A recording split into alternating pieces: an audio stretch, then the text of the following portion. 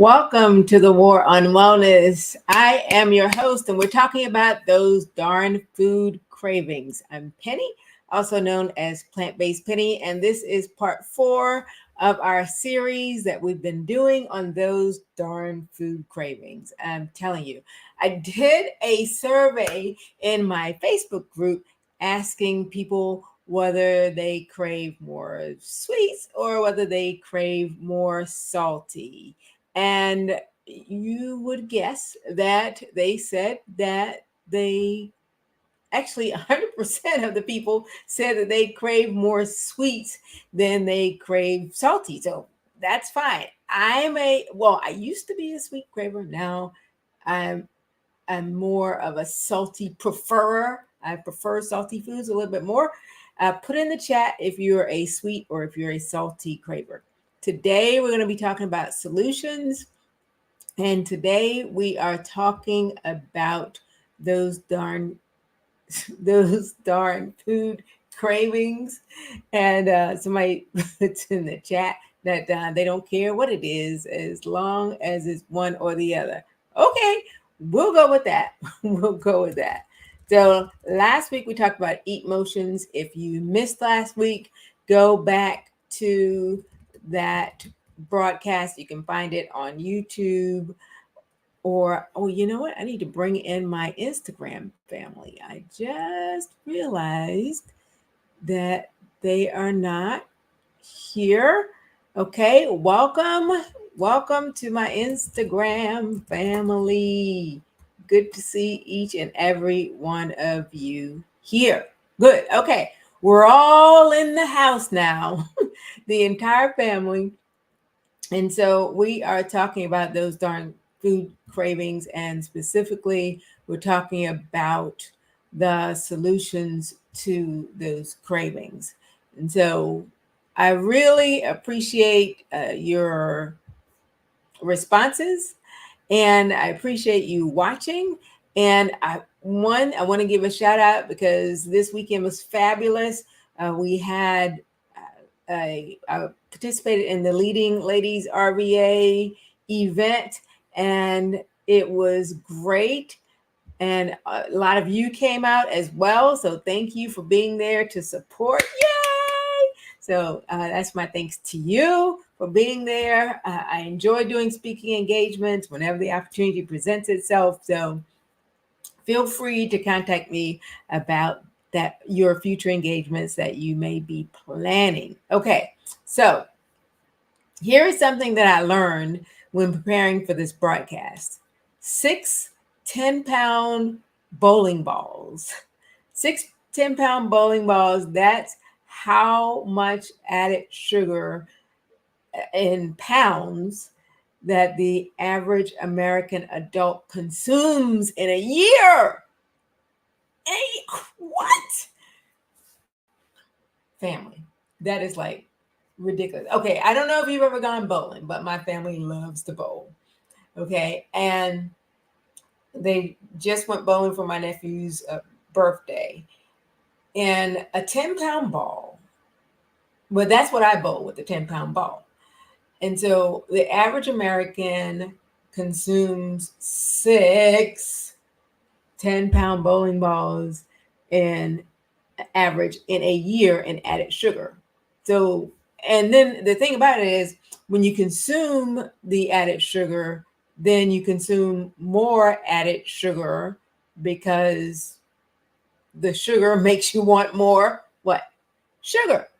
Okay, we're talking about food cravings, and we know in our first broadcast on this series, we talked about the fact that the food is addictive, therefore that's why we are craving it even more. So where is all this sugar coming from? That's the question. I'm going to give you some healthy options at the end of this broadcast or later on in this broadcast.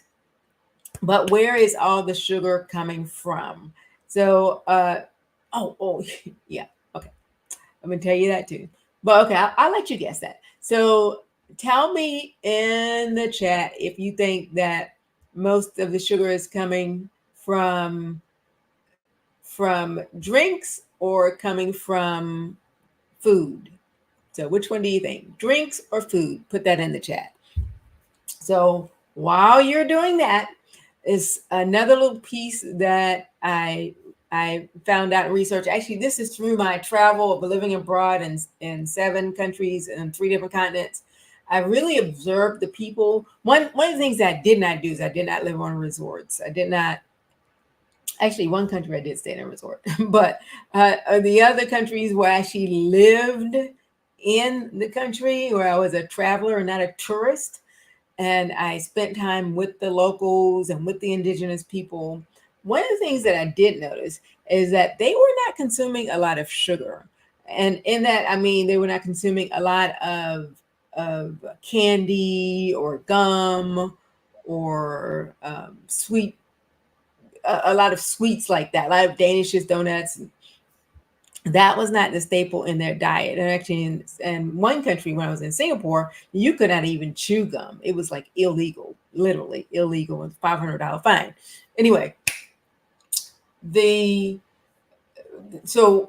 was actually just talking to a friend of mine over in Costa Rica earlier this week, and one of the things that we were talking about is the diet of the children, and how the children don't have the food allergies that we have in the United States because one, the pesticide use is different, and also the diet is different. So a lot of the children there were eating a lot of their sweets were coming from the fruit that they ate, and so they were eating a lot of sweets, the bananas from the trees, the pineapples, all of those fruits, the guavas, the mangoes. Oh, so sweet. Anyway, they were eating the fruits in the ground, which God gave us when He created the earth, and therefore they don't have the diet complications that a lot of us have here in the United States. So according to the World Sugar Market by Index Box, January 2024, the U.S. consumes the most sugar per capita of any other country. The U.S. consumes the most sugar. Now, is anybody really surprised? I don't know. I don't know if you are, but I'm not really surprised. And I don't know if that's because of my international travels, but I would think that nobody else would be surprised too. So put not surprised in the comment if you're not surprised by the fact that the U.S. is number uno when it comes to sugar consumption. And the bottom 5 countries, according to that index, are all countries on the continent of Africa. What? Shout out to the motherland. So, and their beautiful white teeth as well. So somebody put hashtag motherland in the chat. Let's give them some props for consuming low amounts of added sugars. So I asked you the question, where is all the sugar coming from? And let's see, somebody says they don't know where it's coming from, but they just want it to go. Okay, yes, that is an answer as well. Where is all the sugar coming from? Ice cream and cookies is one suggestion. Cookout, and by cookout, I think they probably mean, Pam, you're probably saying the cookout, not the cookouts that people have at the house, but I believe there's a fast food restaurant called Cookout in this part of the country, United States. And let's see. Lola is saying sweets in the house. Yes, sweets in the house. That is another source of the temptations and challenges that can lead to satisfying our food cravings with the wrong things. Yes. So to answer the question, it's coming from beverages. A good percentage of it is coming from beverages, 47%. So that's pretty high. And the rest is coming from food. So to answer my question, I guess the majority is coming from food, and then second place is going to be beverages. That's where the added sugars are coming from. So what we want to do is we want to avoid those added sugars. So when we're looking at beverages, just drinks by itself. There are four main sources of those added sugars, and those are going to be probably no surprise to you either. But those are soft drinks would be the primary source. Then fruit drinks is going to be number two. Then sports and energy drinks are number three. And can you guess what number four is? Coffee and teas. Yes, coffee and teas. And so people are even getting their children into the habit now of drinking coffees, and they are not drinking them black, as in no sugars. They're adding sugar to it. They're adding creams to it. They're adding whipped cream. They're adding all types of ingredients, just upping the sugar content.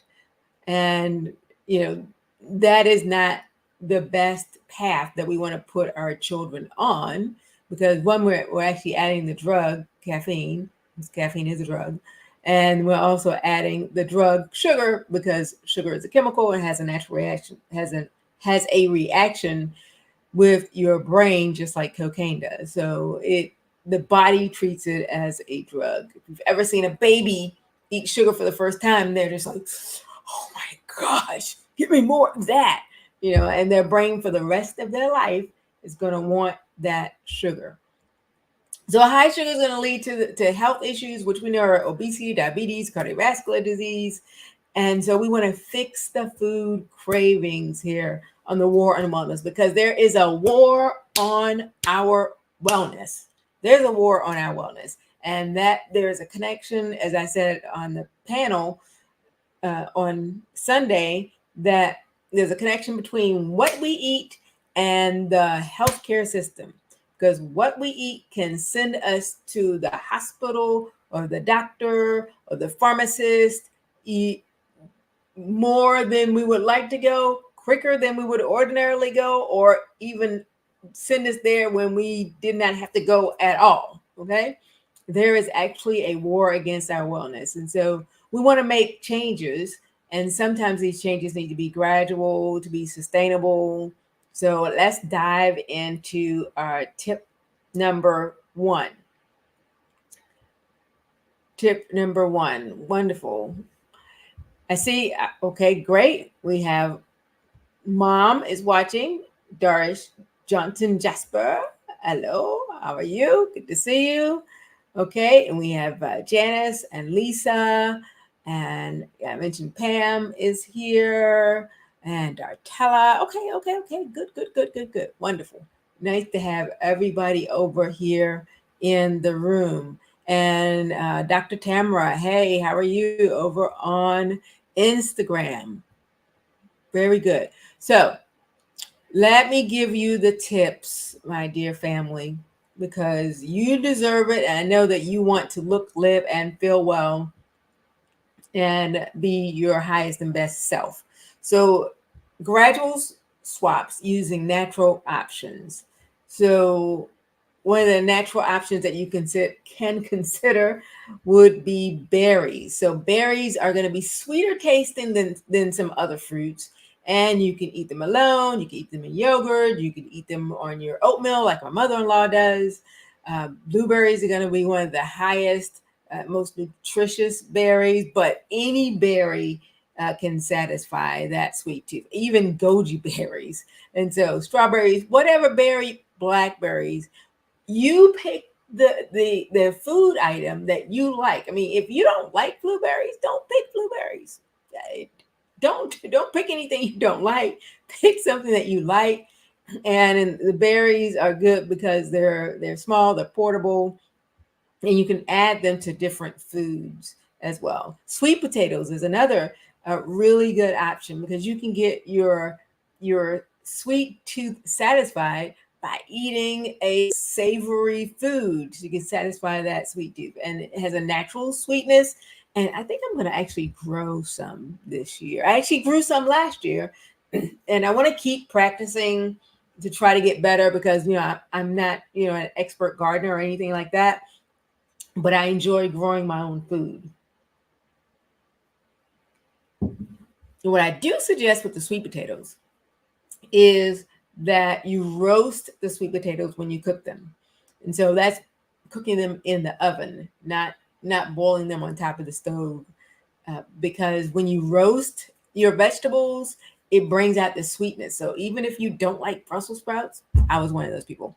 Even if you don't like Brussels sprouts or onions or some other things, when you put them in the oven and you roast them and that sweetness comes out, let me tell you, woo, it tastes so good. So roast them and roast them ahead of time, because the thing is with the sweet tooth, with the sweet craving, when you have a craving, you're going to want something like right now. Yeah, I want something right away.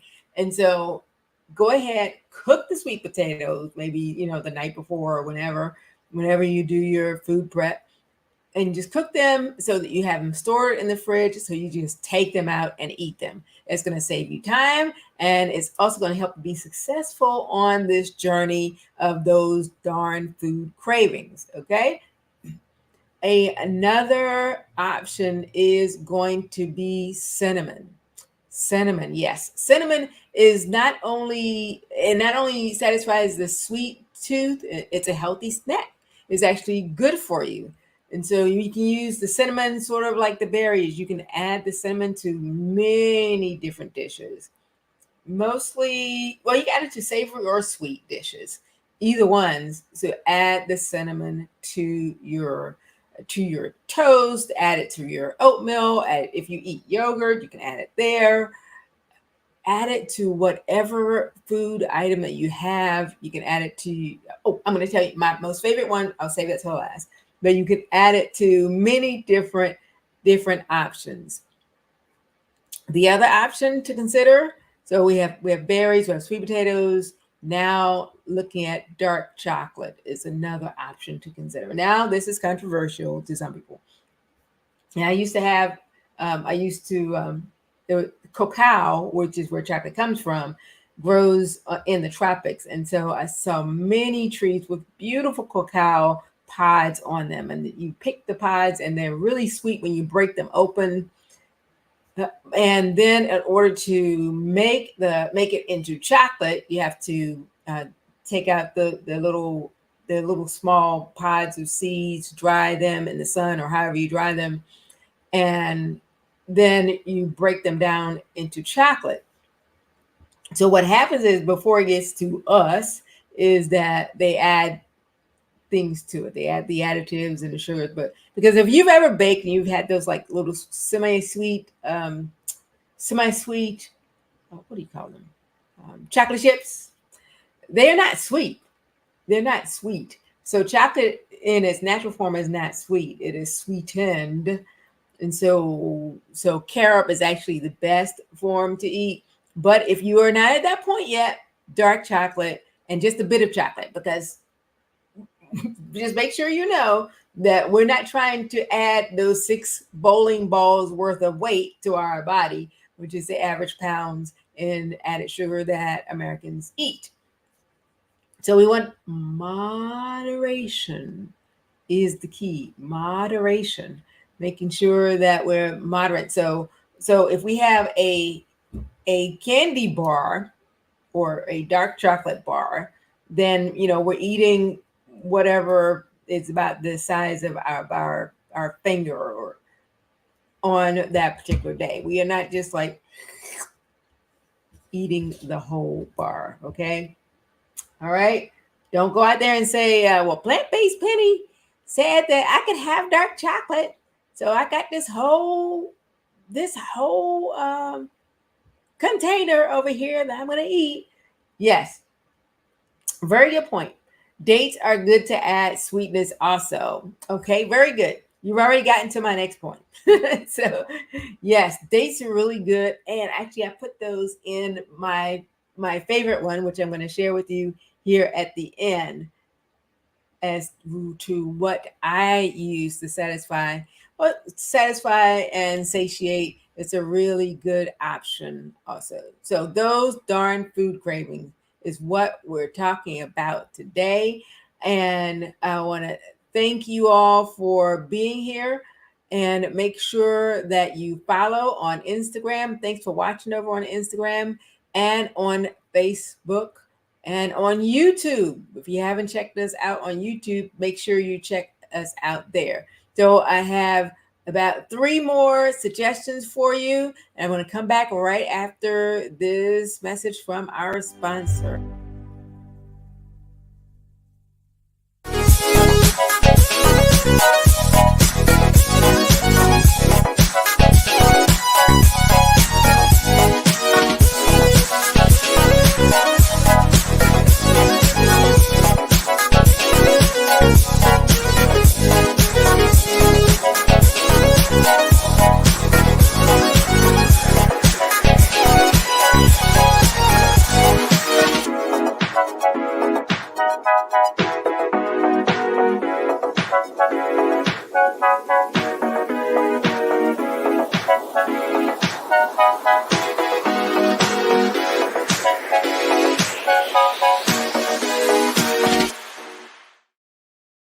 Okay, welcome back to the War on Wellness. I'm your host, Penny McPherson. And our next tip for those darn food cravings is grilled pineapple. Yes, grilled pineapple, people. I'm telling you, grilled pineapple, if you have not had grilled pineapple, put in the chat pineapple if you've had grilled pineapple.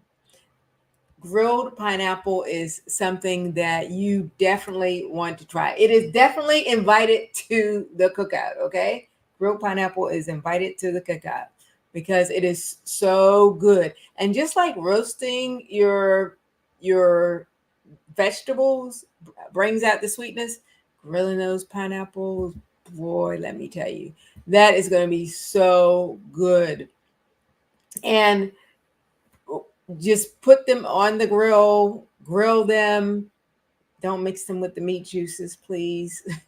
And then you can have that. You can have that already done and in your fridge so that when you're wanting that, you can just bring that out and, slice it, eat the pieces. And so that's slice them into the rings, just like donut rings.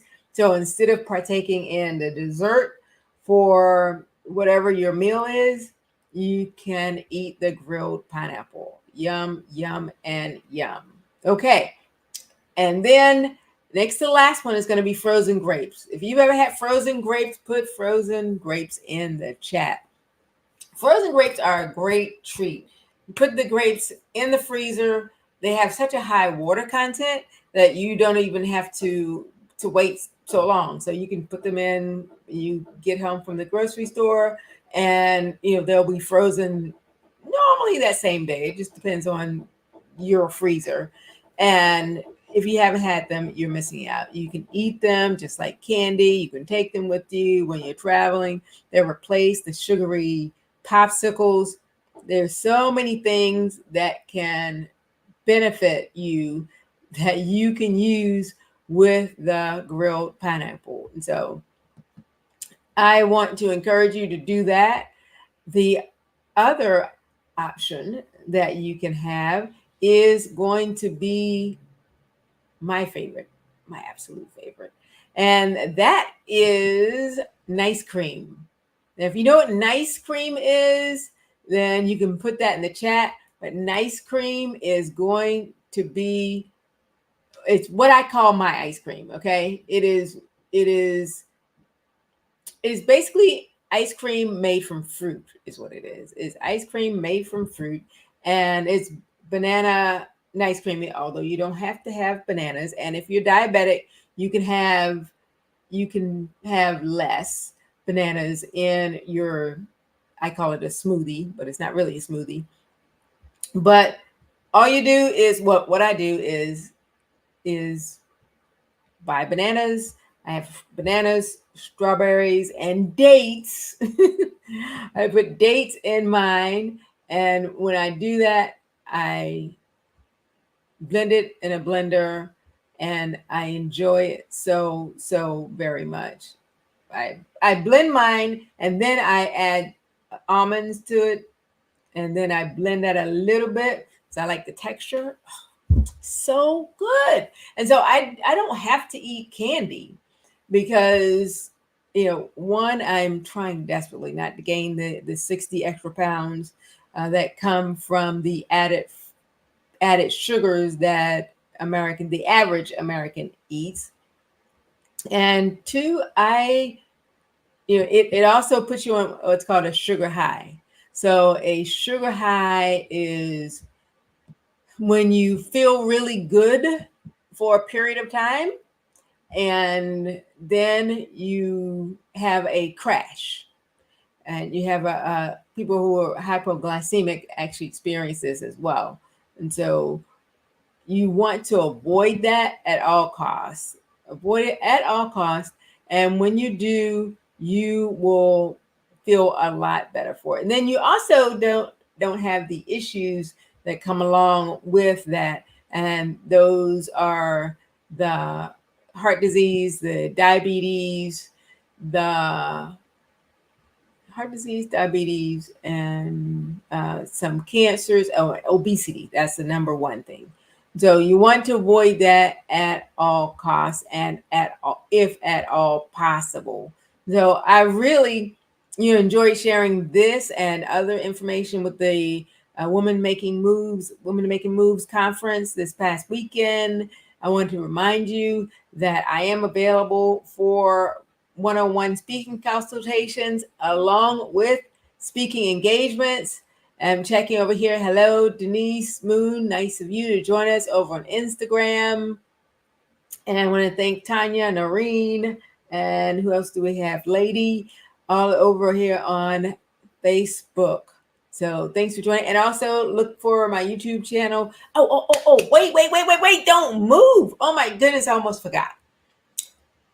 February starts my series that will be coming up. And that series, you voted for the name of the series. And so it is Heritage Fusion Culture, Lifestyle, and Wellness. So Heritage Fusion, Culture, Lifestyle, and Wellness. And it's an interview series. I'm going to be interviewing guests for each of my Wednesday night lives. The first guest coming up, which next week, February 7th, is going to be Holly Freeman. And she's just famous in the bee world, and she actually started the Virginia Black Beekeepers Club, and she's going to be here. She was a very popular guest from last year, and so backed by popular demand, we're going to have Holly Freeman here on next week. So I'm going to have a guest every Wednesday, and I make sure that you will have that list. Continue to check my social media. Make sure you follow me. Turn on your live notifications. And I am happy to answer any questions that you may have. Thank you.